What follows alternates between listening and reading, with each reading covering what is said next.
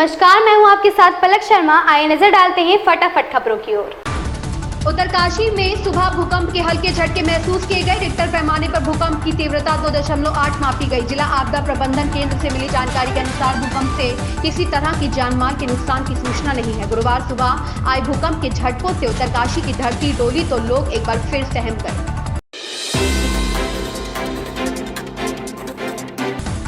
बर्फबारी के बीच बद्रीनाथ धाम की गुफाओं में साधनारत साधु संतों तक भी अयोध्या में श्री राम मंदिर की प्राण प्रतिष्ठा कार्यक्रम में शामिल होने का निमंत्रण पहुंचाया गया है। साधु संतों को अयोध्या से आए पूजित अक्षत प्रसाद राम मंदिर का चित्र भी भेंट किया गया। धाम में मौजूदा समय में 16 साधु संत साधनारत है। उन्हें न्योता देने के लिए राष्ट्रीय स्वयंसेवक संघ के स्वयंसेवक मंगलवार को देर शाम बद्रीनाथ धाम पहुंचे। उन्होंने साधु संतों की कुटिया और गुफाओं में जाकर उन्हें अयोध्या में राम मंदिर के प्राण प्रतिष्ठा कार्यक्रम का निमंत्रण सौंपा।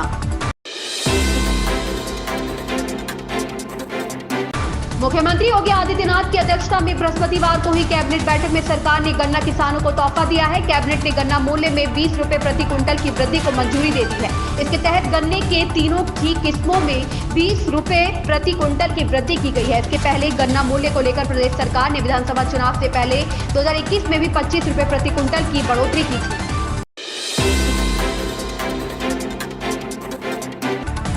केंद्रीय कैबिनेट से 16वें वित्त आयोग का गठन करने पर अहम फैसला लिया है। पीएम मोदी की अध्यक्षता में हुई केंद्रीय कैबिनेट की बैठक में 3 पदों के सृजन को मंजूरी दी गई। गुरुवार को हुई इस अहम बैठक के बाद जारी बयान के अनुसार 16वें वित्त आयोग के लिए सरकार एक आर्थिक सलाहकार और 2 संयुक्त सचिवों के पद का सृजन करेगी। सरकार ने कहा कि आयोग के कामकाज में योगदान के लिए इन पदों का सृजन हुआ है। सरकार ने बताया कि संविधान के अनुच्छेद 280 के तहत मिली शक्तियों का इस्तेमाल कर वित्त आयोग का गठन किया जा रहा है। केंद्र सरकार ने लगभग 2.5 हफ्ते पहले इसकी अधिसूचना जारी की थी।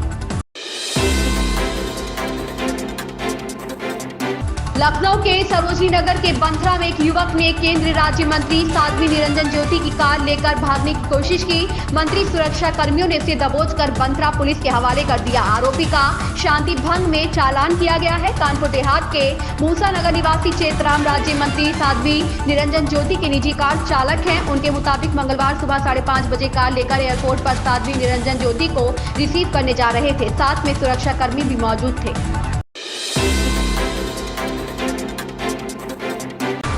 बिल्किस बानो गैंगरेप मामले के 11 दोषियों में से 3 ने गुरुवार को सुप्रीम कोर्ट में याचिका दायर कर आत्मसमर्पण करने के लिए और समय मांगा है। बीती 8 जनवरी को सुप्रीम कोर्ट ने गुजरात सरकार के दोषियों को रिहा करने के फैसले को पलटते हुए दोषियों को जेल भेजने का आदेश दिया था। सुप्रीम कोर्ट ने दोषियों को 2 हफ्ते के भीतर जेल अधिकारियों के सामने आत्मसमर्पण करने का आदेश दिया था। अब 3 दोषियों ने आत्मसमर्पण के लिए और समय देने की मांग की है।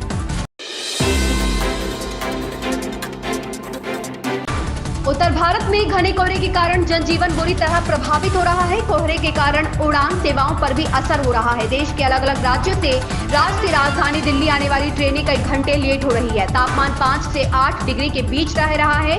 कनकनी और गलन बढ़ गई है। गुरुवार को भी घने कोहरे के कारण कम विजिबिलिटी की रिपोर्ट सामने आई।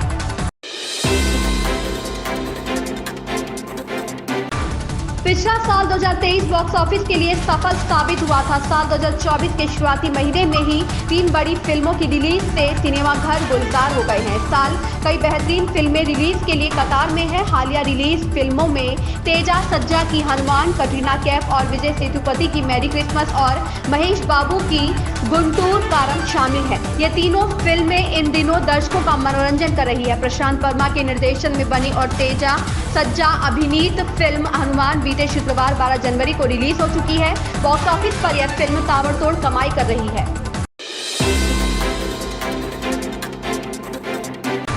बौखलाए पाकिस्तान ने गुरुवार को ईरान पर पलटवार किया है। पाकिस्तानी वायुसेना ने ईरान की सीमा में घुसकर गुरुवार को कथित आतंकी ठिकानों पर हमला किया। ये आतंकी ठिकाने बलोच विद्रोहियों के साथ थे जो पाकिस्तान में वांछित थे। इस हमले में 7 लोगों की मौत की खबर है। पाकिस्तान का यह कदम ईरान द्वारा बलूचिस्तान में एयर स्ट्राइक के बाद आया है, जिसमें ईरान की वायुसेना ने पाकिस्तान की सीमा में आतंकी संगठन जैश अल अदल के 2 ठिकानों पर हमला किया था।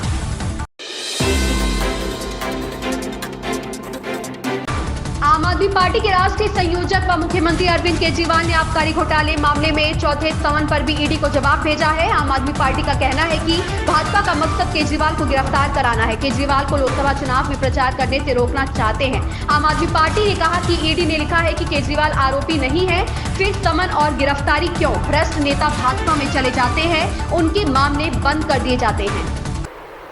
इन खबरों में बस इतना ही। बने रहें हमारे साथ।